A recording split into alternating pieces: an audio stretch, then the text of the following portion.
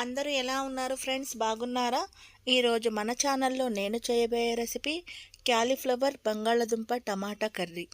ఈ కర్రీ అనేది చాలా టేస్టీగా ఉంటుంది. ఈ రెసిపీ నేను ఎలా చేస్తానో మీరు కూడా చూసేయండి. ముందుగా క్యాలీఫ్లవర్ని పురుగులేమి లేకుండా నీట్గా క్లీన్ చేసుకొని ఉప్పు పసుపు వేసి ఉడికించుకొని పక్కన పెట్టుకోవాలి. ఇప్పుడు ఒక ఉల్లిపాయ, ఒక 2 టమాటాలు, ఒక బంగాళాదుంప, ఒక 2 పచ్చిమిరపకాయలు, కొత్తిమీర, కరివేపాకు వీటన్నిటిని కూడా కట్ చేసుకొని పక్కన పెట్టుకోవాలి.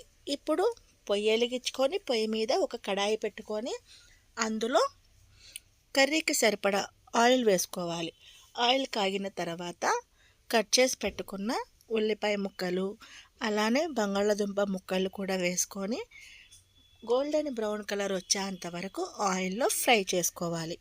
ఇలా చక్కగా ఆయిల్లో ఫ్రై అయిన తర్వాత ఇందులో ఒక స్పూన్ పసుపు, ఒక స్పూన్ అల్లం వెల్లుల్లి పేస్ట్ వేసుకొని పచ్చివాసన పోయేంత వరకు ఆయిల్లో అనేది ఫ్రై చేసుకోవాలి.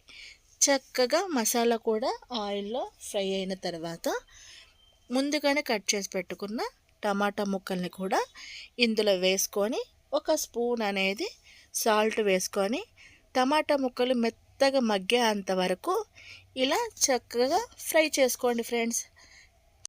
టమాటాలు కూడా మెత్తగా మగ్గిపోయాయి.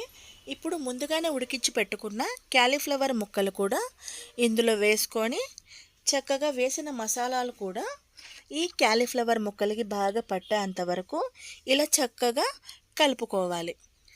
ఇప్పుడు ఇందులో నేను ఒక స్పూన్ అనేది ధనియాల పొడి, ఒక అర స్పూన్ అనేది జీలకర్ర పొడి, ఒక అర స్పూన్ అనేది గరం మసాలా వీటిని కూడా వేసుకొని మరొక 2 నిమిషాలు ఇలా చక్కగా ముక్కలకి పట్టేంత వరకు బాగా కలుపుకోవాలి.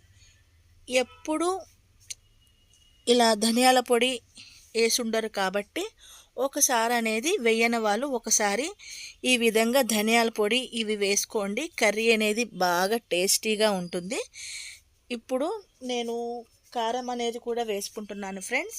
ఆల్రెడీ మసాలాలు వేసాం కాబట్టి కారం అనేది చూసుకొని వేసుకోండి. నేనైతే ఒక 2 స్పూన్ల కారం అయితే వేసుకున్నాను. ఇలా కారం కూడా వేసుకొని ముక్కలకి బాగా పట్టేంత వరకు ఇలా కలుపుకొని పచ్చివాసన లేకుండా ఒక 5 నిమిషాలు అనేది మూత పెట్టి ఉడికించుకోవాలి. ఈ విధంగా కర్రీ చేయండి ఫ్రెండ్స్. చపాతీలోకి, పుల్కాలోకి, రైస్లోకి చాలా బాగుంటుంది. చూడండి, కర్రీ కూడా మంచిగా ఉడికిపోయింది. చివరిలో నేను పచ్చిమిరపకాయ ముక్కలు అలానే కొత్తిమీరను కూడా వేస్తున్నాను. ఇలా వేసేసుకొని మరొక 2 నిమిషాలు ఇలా అడుగు పట్టకుండా చక్కగా కలుపుకోవాలి. ఇప్పుడు ఇందులో నేను ఒక చిన్న గ్లాసుడు నీళ్ళు అనేది పోస్తున్నాను. ఇందులో నీళ్లు పోసుకొని ఆ నీరు ఇనికిపోయేంత వరకు బాగా కర్రీని ఉడికించుకోవాలి. చూడండి, ఈ విధంగా నీరు కూడా ఇనికిపోయేంత వరకు కర్రీ ఉడికితే సరిపోతుంది. చూడండి, బాగా ఇనికిపోయింది కదా, చాలా బాగుంటుంది. మీరు కూడా తప్పకుండా ఈ రెసిపీ అనేది ట్రై చేయండి.